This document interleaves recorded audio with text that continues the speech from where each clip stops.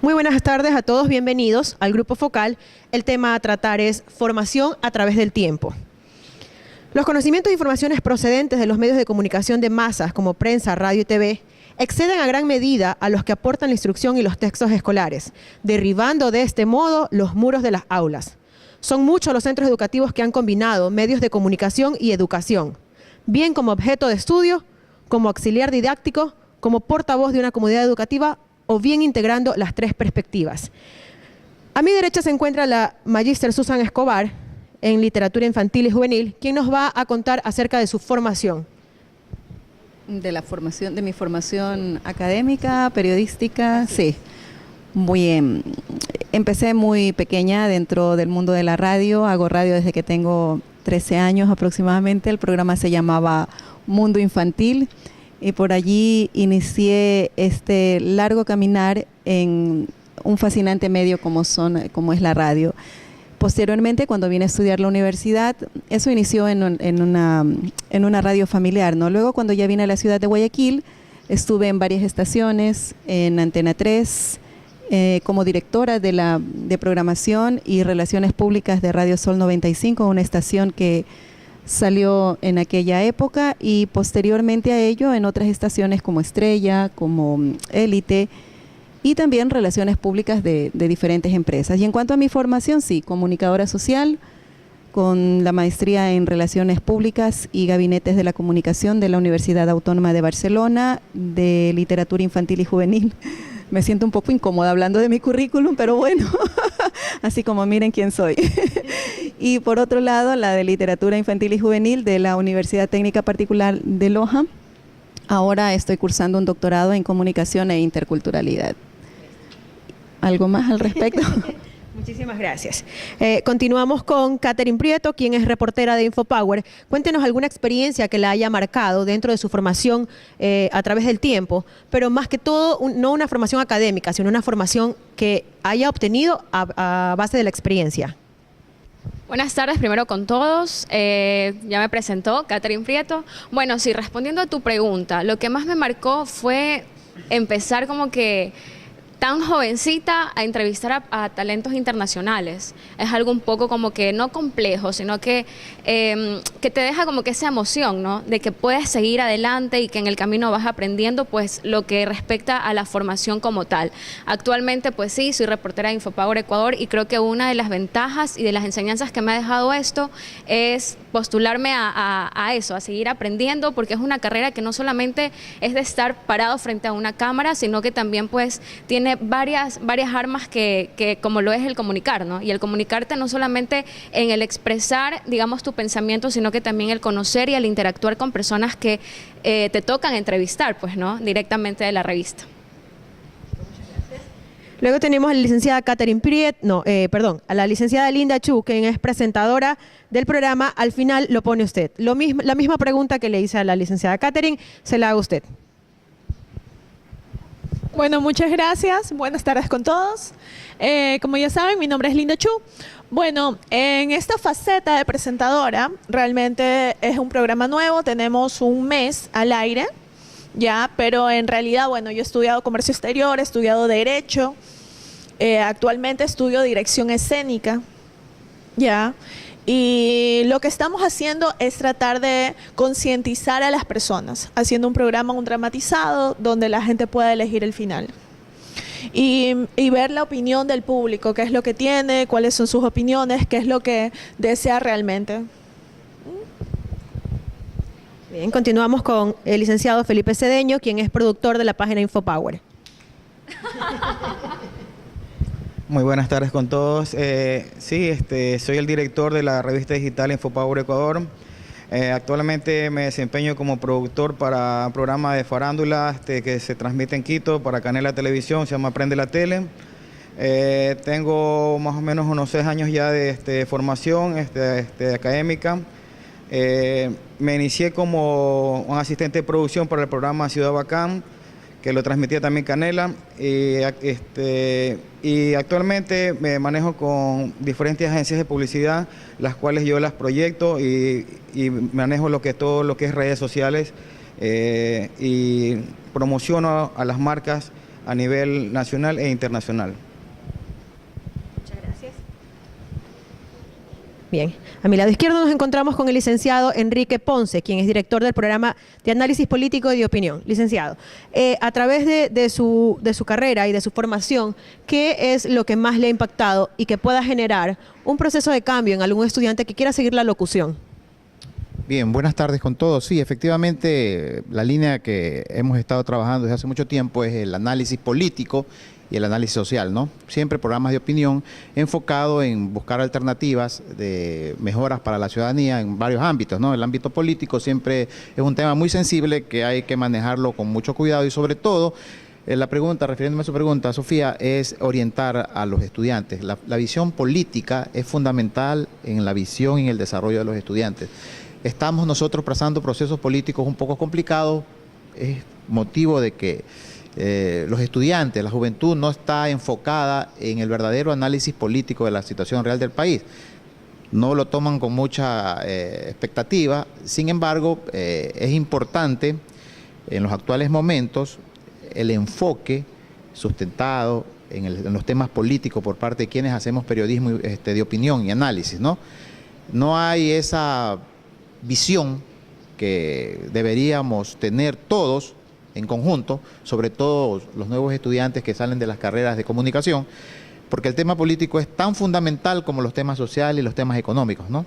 Son los destinos de un país que se maneja con en los temas políticos, y esa visión política debe estar sustentada siempre en principios básicos, elementales del servicio, de la honestidad, de la responsabilidad social y sobre todo del querer transformar un país para mejor, ¿no? Para un país mucho mejor, ¿no? Muchísimas gracias. Nos encontramos con el magíster también Bismar Arana en Relaciones Internacionales y Diplomacia. Querido máster, cuéntenos qué es lo que marcó más su formación a través del tiempo y qué consejo le daría a los estudiantes que quieren seguir la línea de la comunicación social.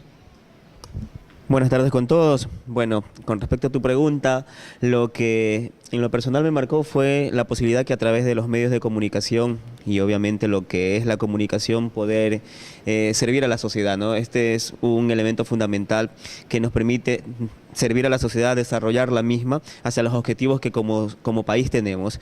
Entonces yo creo que a través de los medios de comunicación, a través de nuestra profesión se pueden lograr muchas cosas, ¿no?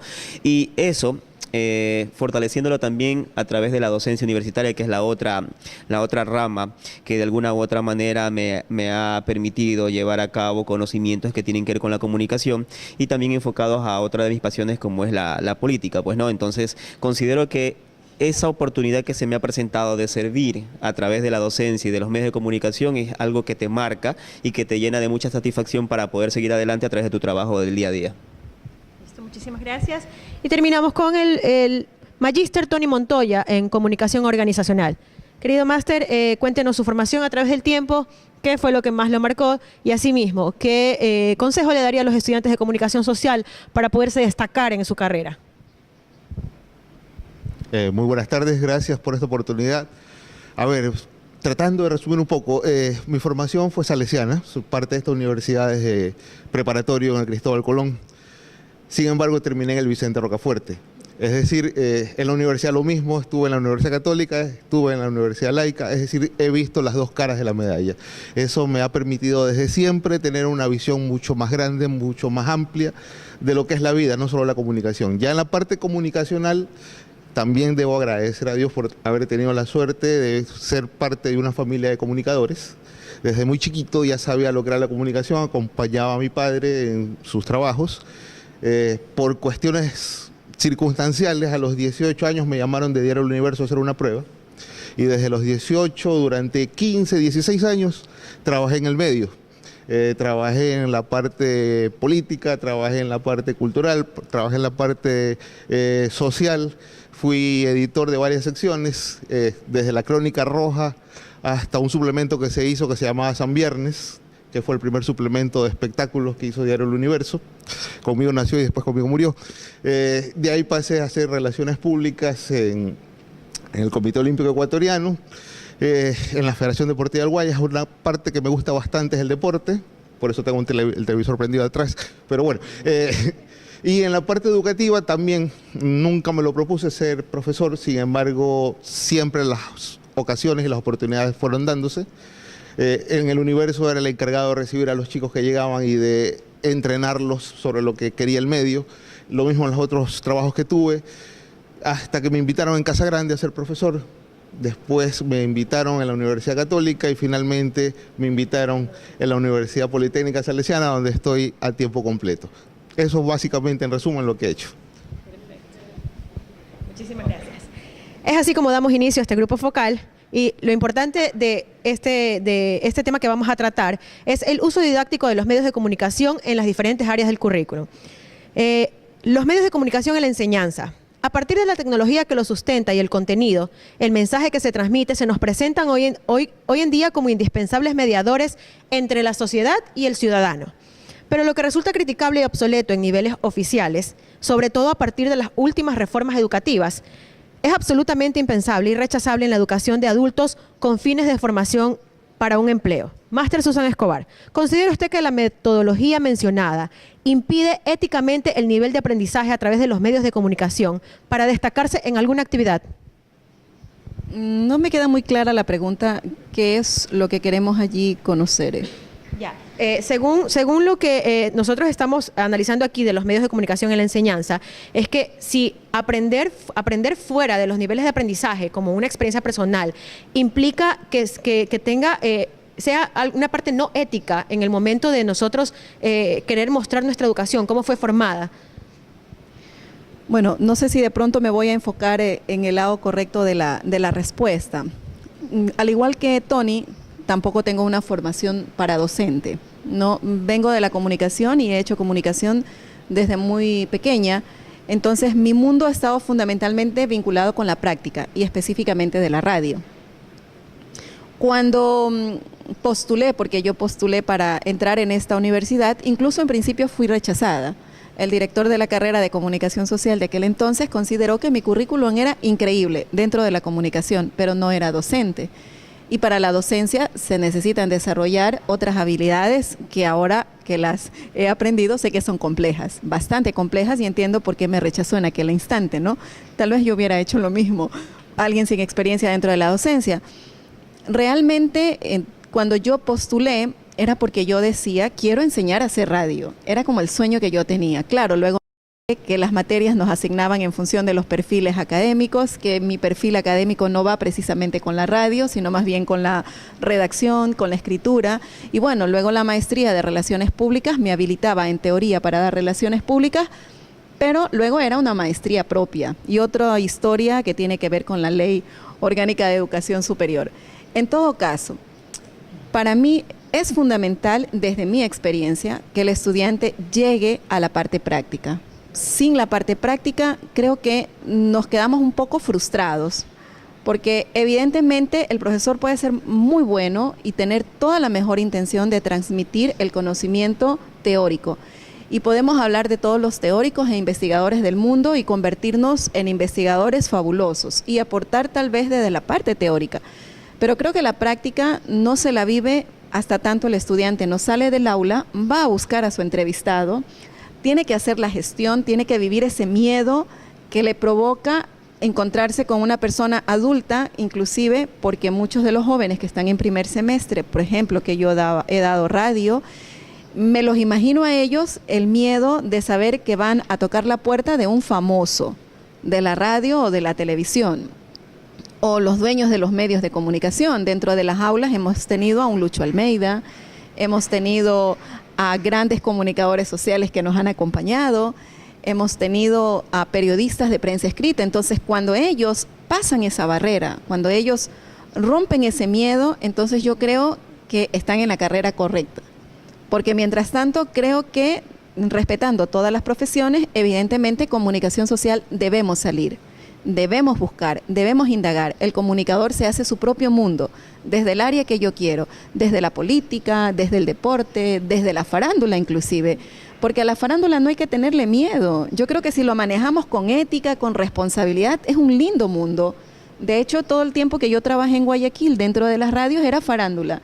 y recibir a los artistas internacionales y cubrir las ruedas de prensa, pero no convertir eso en una comidilla que de repente no aporta. Se puede aportar desde las diferentes áreas. Para mí, fundamentalmente, no sé si es por allí que iba la pregunta, creo que la parte práctica es indispensable.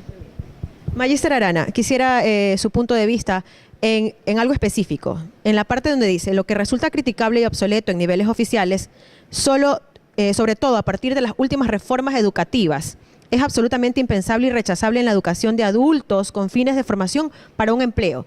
Según la pregunta que hemos planteado, que si considera usted que la metodología mencionada impide éticamente el nivel de aprendizaje a través de los medios de comunicación para destacarse en alguna actividad, es como lo acaba de expresar la Miss Susan. A lo que nos queremos referir directamente es en esa parte, o sea, si es que no está direccionado para ser docente o para ser profesor o para enseñar, ¿considera usted que realmente es ético que una persona que no está preparada para enseñar o que no tiene la vocación de docente debería hacerlo? Bueno, no nos enfoquemos en si tiene la vocación de docente, porque uno puede tener la vocación de docente y no puede tener la formación. Ahora la ley te regula y te dice que para poder ingresar a una universidad y poder ser formador de futuros profesionales, obviamente tienes que cumplir con ciertos requisitos, ¿no? Bueno, esa es otra cosa. Cumplir con lo que establece la ley, bienvenido sea, porque considero yo que si el Ecuador como país, como sociedad, no ha podido desarrollar esa calidad académica que estamos buscando todos, ha sido por los errores que se han cometido desde el Estado, ¿verdad? Desde el Estado, la cabeza principal, que ha sido manejado por X o Y gobierno de turno, y obviamente también las instituciones educativas, ¿no? Si actualmente está en debate de que si debe existir examen o no debe existir examen de ingreso a las universidades, que si tengo que elegir yo la carrera o el Estado me la impone, es por los errores que se han cometido. Yo fui parte de la universidad como estudiante y vi cómo profesores que no merecían llamarse profesores estaban ahí, y la mayoría entró por palanqueo. Eso es antiético, ¿ya? Porque le estás haciendo un daño no solamente a tu estudiante, sino a la sociedad, porque no estás formando verdaderos profesionales, ¿ya? Y el verdadero profesional, es cierto, también se forma en el aula de clases, pero también con la experiencia que puedes adquirir a través de los medios de comunicación, porque eso es lo que nos estamos enfocando, ¿ya? Pero esos errores es lo que hasta el momento nos han llevado a debatir leyes, que si la ley es buena, que si la ley es mala, que si merece ser esto, que si merece lo otro y todo lo demás. Yo, en lo personal, cuando la Ley Orgánica de Educación Superior salió a la luz, yo aplaudí y sigo aplaudiendo. En este momento me está preocupando lo que estoy escuchando y de las posibles reformas que se van a hacer, porque se va a tirar abajo grandes cosas que sirvieron mucho para proyectarnos hacia esa educación de calidad. Cuando me preguntan, y con esto termino, profesor, ¿qué universidad le parece mejor, la pública o la privada? Yo le contesto, la universidad la haces tú y la hago yo. Si tú y yo somos malos, la universidad va a ser mala. Muchísimas gracias. Nos vamos con el licenciado Felipe Cedeño. Licenciado, la cultura de la imagen. En todas las profesiones se utiliza como materia prima básica, indispensable, el pensamiento visual. El arquitecto, el fontanero, el escritor o el científico basan su trabajo en imágenes visuales. Lo normal es que cada profesional haya tenido que prepararse a edad adulta para enfrentarse con la imagen. Es poco probable que en los primeros años de su educación se les haya formado en dicho sentido, ya que la escuela lo que utiliza especialmente es el verbalismo. La pregunta es, ¿qué implica estar detrás de un micrófono, tanto sea en locución como en redes sociales o estar a frente de una pantalla? La imagen de un locutor versus a la imagen de un presentador, o cómo sería la imagen estar detrás de, en este caso en Infopower, que se dedica a lo que es el movimiento de las redes sociales. ¿Cómo maneja la imagen un director de una página web? Bueno, en mi caso personal es muy importante porque en lo que es redes sociales, tú proyectas la imagen, o sea, por ejemplo, en el caso de mi reportera, nosotros tratamos de a la persona que vamos a entrevistar, tener investigarlo un poquito para no inmiscuirlo mucho en lo que es el entorno de él social, sino apuntar más a lo que es el área profesional, o sea, a lo que él está queriendo sacar su nuevo producto, ¿no?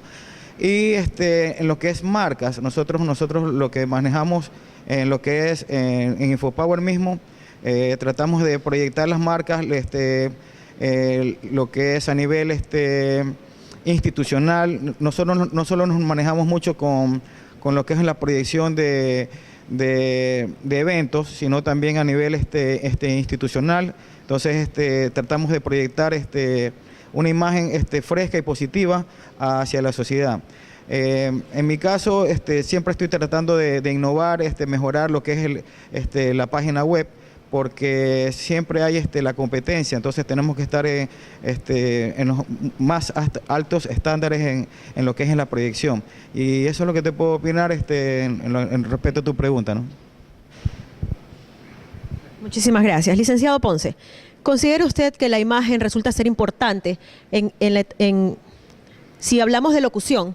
Muchas personas a veces se dejan llevar, dicen que tienen una bonita voz y que de acuerdo a la voz pueden ser físicamente atractivos. ¿Qué opina usted acerca de eso? Muchas personas a veces dicen, no, en el momento que lo conocen es todo lo contrario. Bueno, yo pienso que lo fundamental es la capacidad con la que pueda desarrollar determinada actividad, ¿no? La capacidad, los valores, los principios éticos son fundamentales para poder generar algún tipo de actividad. En la parte comunicacional, por ejemplo, siempre debe primar el equilibrio, y tomando un poco lo que decía aquí el compañero Arana, es importante tener una visión clara en cuanto a lo que se ha avanzado en el tema de la comunicación, ¿no? Ahora, indudablemente, la ley actual pues establece que hay que cumplir ciertos parámetros para poder estar inmerso en el mundo de la comunicación. En cuanto concretamente a lo que me pregunta Sofía, de que la imagen, sí, la imagen es importante, ¿no? También es importante, pero además al acompañamiento de la imagen debe estar la preparación, la capacidad para poder desarrollar una actividad, sobre todo en el campo de la comunicación, que es un campo tan amplio y que necesita de verdaderos profesionales que puedan avanzar, sobre todo con situaciones puntuales de conocimientos específicos para poder desarrollar su actividad, ¿no? Perfecto, muchas gracias. Licenciada, Magíster Escobar, ¿cualquiera puede ser locutor? Sí, es lo que repito en clase. Cualquiera puede ser locutor. No existen voces feas, sino no preparadas, ¿no es cierto? Sí, solamente tenemos que educarla. Evidentemente, ¿qué tenemos que aprender? Dicción, vocalización, pronunciar, y luego más o menos somos nosotros como una pequeña biblioteca en nuestra cabecita, entonces debemos leer mucho, debemos informarnos, y para de pronto no remitirme a la expresión cualquiera puede ser locutor, sí, nosotros podemos aspirar a ser locutores, se trata de trabajar a conciencia y sobre todo ser perseverantes, entonces sí. Muchas gracias. Licenciada Linda Chu, ¿qué opina usted siendo presentadora? ¿Nos puede indicar qué tan importante es para una presentadora la imagen? Bueno, la imagen es muy importante porque uno está en la pantalla y da mucho de qué decir a las personas, ¿ya? Y más que todo, no solamente eso, sino el carisma que uno pueda brindar. Eso es lo más importante, el carisma y el sentimiento que la gente se pueda enraizar con los presentadores. Eso. Muchas gracias. Magíster Tony Montoya, redes sociales y la radio. El auge del uso de las redes sociales en el mundo desarrollado ha provocado que los medios de comunicación centren su interés en ello. El triunfo de las redes sociales puede deberse a que es una herramienta que conjuga todos los elementos que componen la naturaleza de Internet y que acentúan su singularidad en el sistema comunicativo. La radio superó a las cartas circulares. Tratan de la importancia de lo creativo y omnipresente, con atribuciones de gran importancia. La radio se ve como un proyecto innovador que logra estimular la mente.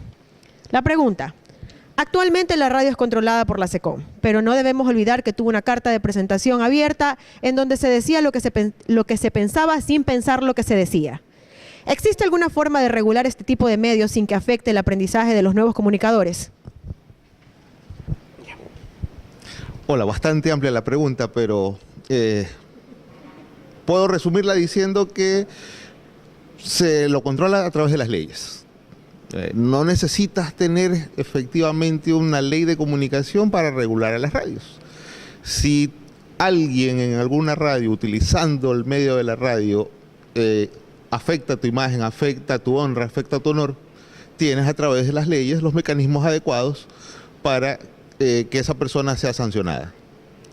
Ahora bien, se creó una ley de comunicación, será para otro foro analizar lo positivo o lo negativo de la ley.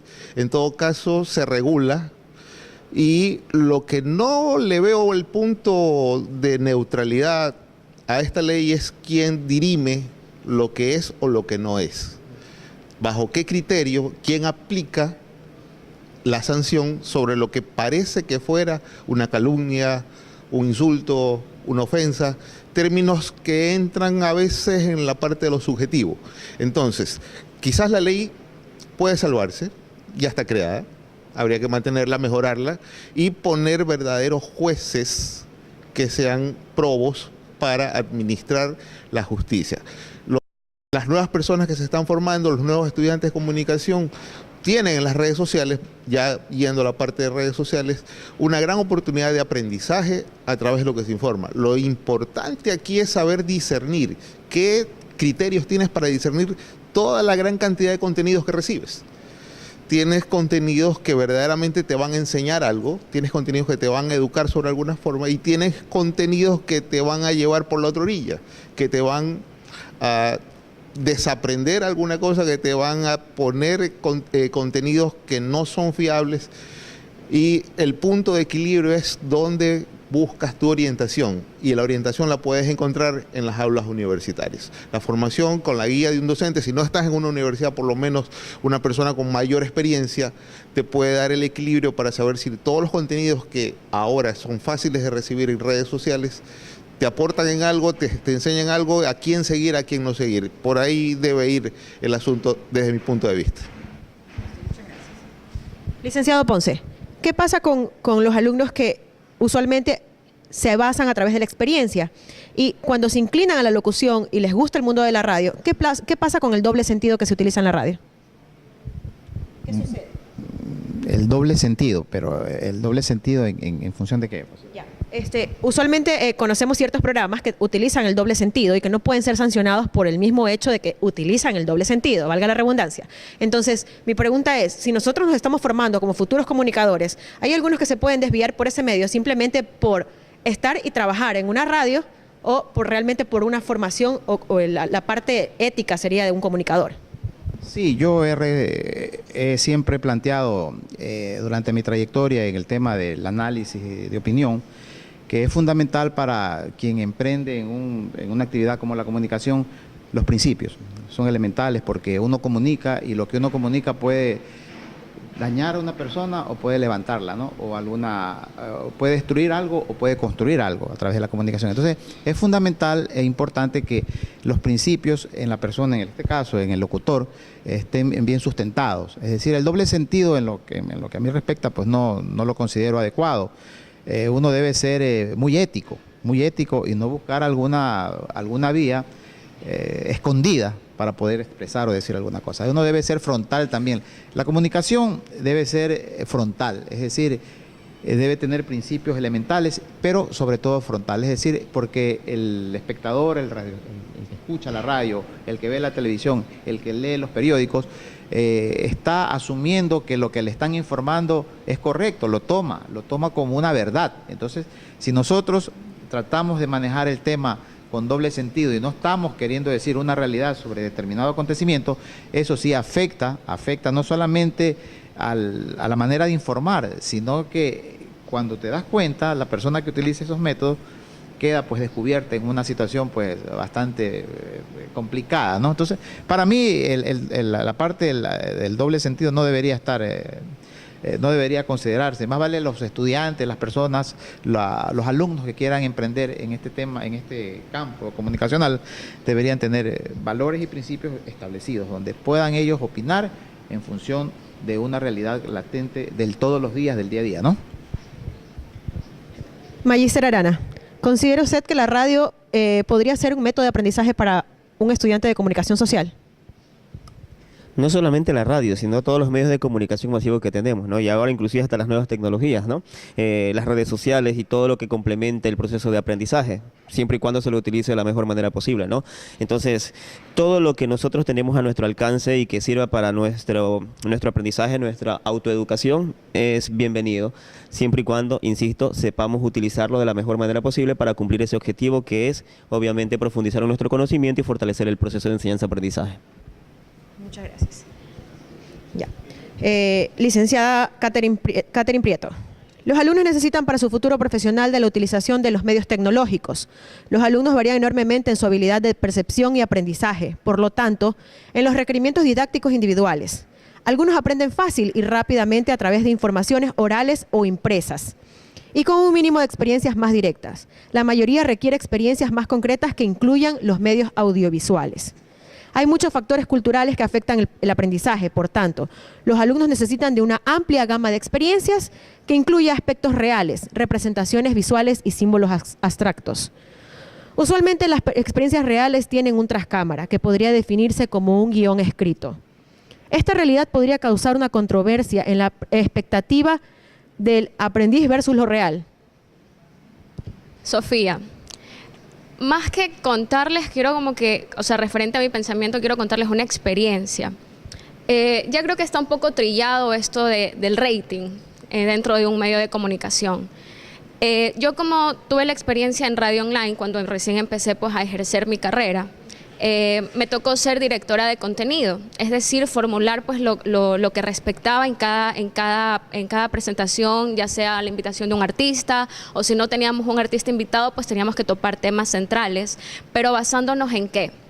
No solamente en que yo como directora de contenido tenía que decir, ok, quiero este tema para hoy, sino que hay que hacer una investigación, que es decir, como era una radio online, investigar, analizar qué es lo que los usuarios pedían a través de las redes sociales. Si bien es cierto, por manejar quizás un rating y por tener popularidad dentro del programa, se maneja quizás un guión escrito en lo que se respecta, en lo que se quiere como contenido del programa y en lo que queremos transmitir por medio del programa. Pero ahí viene la otra parte, que es si no le gusta al oyente, si no le gusta al televidente, pues hay que ajustarnos a lo que ellos quieren. Y por eso es que quizás se lo ha denominado pues, referente a la televisión como la telebasura. ¿Por qué? Porque quizás el director te pide una cosa, el productor te pide esto, pero tú quizás como presentadora o como reportera, la ética profesional, que es el que se lo habla dentro de la Ley Orgánica de Comunicación, nos podemos decir, bueno, ok, yo como comunicadora social no me siento apta para topar cierto tema dentro del programa de televisión o dentro del programa de radio. Y como comunicadora social tengo mi derecho a decir abstenerme, no quiero tal situación o no quiero topar tal tema. Pero ahí viene la contraparte, que es por lo mismo, porque la sociedad lo pide y la sociedad se está mal acostumbrando a generar, digamos, como lo topó la magíster, referente al tema de la farándula. Es algo que hoy en día quizás está mal visto porque se lo está manejando de mala forma. Y quizás como reportera pues uno tiene esa negatividad de generar, digamos, esa imagen de caerle mal al entrevistado. Hay muchas situaciones dentro del medio, está Felipe que no me deja mentir, que nos toca cubrir una rueda de prensa y tal persona dice, oh no, ahí viene la reportera, digamos, la reportera Catherine Prieto. Y no es que no me quieran dar la entrevista porque yo le caiga mal, sino porque atrás mío hay un director, hay un productor presionándome en que no, me traje esta entrevista y quiero que le preguntes exactamente esto, pero yo como reportera es mi trabajo, me toca hacerlo. Entonces eso es lo que quizás el aprendizaje, como lo decían al principio, la práctica es el mejor aprendizaje, definitivamente. Hay comunicadores sociales que empíricamente están preparados, pero quizás ya le dan un realce con el conocimiento, y hay otros comunicadores sociales que están con todo el conocimiento, pero al momento de ejercerla no encajan dentro de la carrera, del ámbito profesional. Muchísimas gracias, Sofía. Ya falta una pregunta y concluimos. Licenciado Felipe Cedeño, acotando a lo que nuestra compañera nos indicó, ¿usted prefiere en el momento de que lo entrevisten el guión escrito o lo real, la experiencia vivida suya? Bueno, nosotros no nos manejamos con guiones. Nosotros siempre estamos viendo el entorno de la persona o del personaje que vamos a entrevistar, cuáles han sido sus últimos movimientos, entonces y tratamos de enfocarnos no tanto en lo que es el área específicamente personal, ¿no?, del artista, porque nosotros tratamos de no hacer mucha farándula problemática, ¿no? Somos más como una farándula como más light, ya, no nos enfocamos en ese aspecto. Y sí, hemos tenido complicaciones, últimamente tuve un problema con un anchor de pantalla de Coavisa, que estábamos en una cobertura y él pensaba que yo tenía encendida mi cámara y se me acercó y me amenazó y me dijo, ¿sabes qué? ¿Sabes lo que estás haciendo? Yo te puedo hacer meter preso porque estaba con la novia. Entonces hay como una especie de, nos ven como que estamos, como somos como seres invasores a ellos, ¿no? Entonces eso es lo que te puedo comunicar, mi querida Sofía. Para esta última intervención les pido por favor una respuesta concreta. ¿Por qué muchos profesores no utilizan los medios de comunicación en las aulas? La mayoría de los profesores no entiende o no acepta el valor didáctico de los recursos audiovisuales.